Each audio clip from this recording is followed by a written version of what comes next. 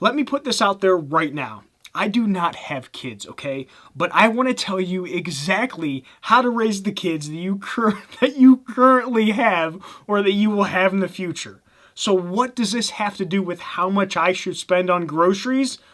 A lot more than you think. Don't get mad yet. Hey, I'm Jared from Debt Free Blueprint, where I show people like you how to get out of debt and create freedom through your finances. In this video, I'm gonna give you the answer to how much should I spend on groceries every month. Now, I was kidding when I said that I want to tell you exactly how to raise your kids. Settle down. Put down the pitchforks, folks, because just like I can't tell you exactly how to raise your kids, because there's so many different variables that go into how you raise them. There isn't a specific number for me to give you when it comes to exactly how much you should spend on your groceries every single month. I'm gonna do you one better. I'm gonna give you the framework and the calculator to decide how much you should be spending on groceries every single month. I don't know how important food is to you, but the food that I eat is very, very important to me personally.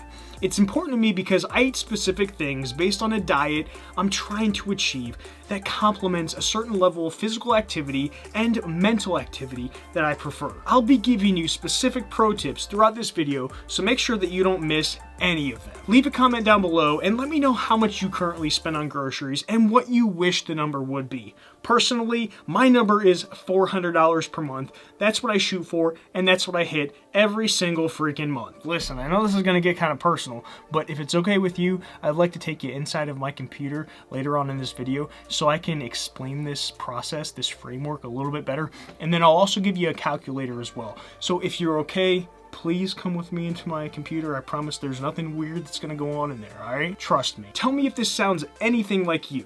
You're trying to figure out how much you want to spend on food this upcoming month.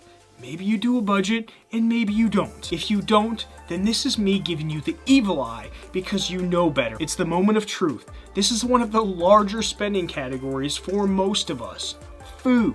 So you sit down and you start thinking in your head how much would be a really good number to plan for. If you were anything like me, then you're not very good at doing math in your head. So you bust out that expensive TI-83 that you got back in high school. You don't really know how much, so you pick $500 and think that sounds like a pretty good amount to budget for food next month. And then, of course, the end of that month rolls around and you look at how much money that you have left for groceries. And holy shit, you've overspent by $150. But how in the heck did that happen? You had the perfect amount, right? You did the best shitty math in your head since middle school. I'll tell you exactly how this happened.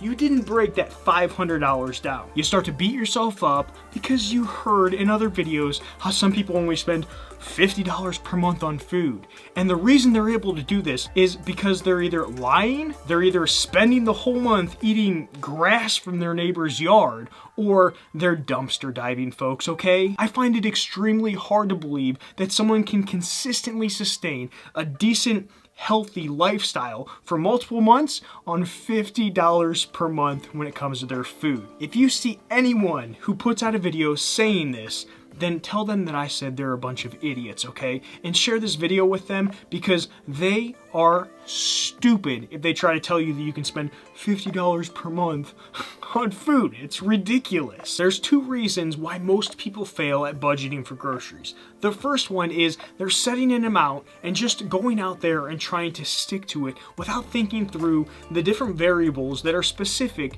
to your situation. And the second reason is you hear someone else's number and you try to fit your eating habits into theirs when your life is nothing like theirs. It just doesn't make sense. Before you start planning out how much you should spend on your food every single month, you'll definitely need to think about some of the different variables in your life that will impact how much you spend.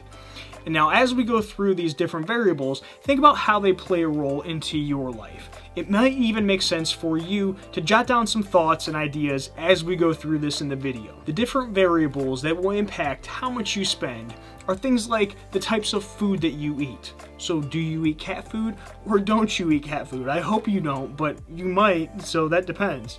The next is, are you anything like my one ex who refuses to eat leftovers? That's going to play a big part in how much you spend every month on groceries. How often do you eat? So are you someone like me who skips breakfast? I also never snack throughout the day, so I don't account for that in my food budget every single month. Another one is the effort that you want to put into finding coupons and how many stores you're willing to drive to. I personally find coupons to be a big waste of time and money for me, which I'll make a video about this later, and I'll throw the link in the description for that video if it's out by the time you watch this. Where you live is a big variable. The price of food is most likely going to be higher in, say, California than it is here in Ohio where I live.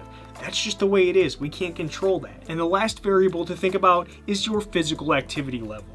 If you work out a lot, then you're most likely going to have to eat larger portions to refuel your body with the proper foods and proper nutrition. Now it's time to go into my computer so I can show you the 2 ways to decide how much you should spend on groceries every single month. Welcome to the little calculator that I made just for you. Now, like I said, this is going to be available for you offline.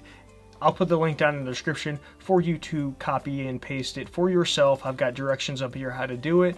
As long as you've got a Gmail account of some sort, you will have free access to it. And the first way that we're going to go over is if you start out the month and you know how much you want to spend in your budget. So like I said, for me, personally, I spend $400 per month. Now that's a little bit different because the way that I currently eat, I fast, so I only eat twice per day, and then I give myself 2 cheat meals per week, so it can get kind of confusing. So for this case, I'm just going to go off the $400. So if you know the total that you want to spend per month on your budget, we'll say it's $400 in my case, and then the number of people that you will be feeding. So in my case, it's just 1. The meals per day per person for me would be 2, because I eat twice per day. And then the days in the month, however many days there are in that upcoming month. So we'll just call it 30 days. So based on that $400 that I have budgeted for food, I can spend $6.67 per meal. Now, the second way to figure this out is by knowing how much you want to spend per meal. So say you have a meal that you know how to make and you know what the total cost of that meal is, and you already know what it is broken down to the cost per meal. So we'll say I can get all of my meals, I can get them down to $3 per meal. And the total number of people for me would be 1 person. And then the meals per day, let's just say I eat twice per day.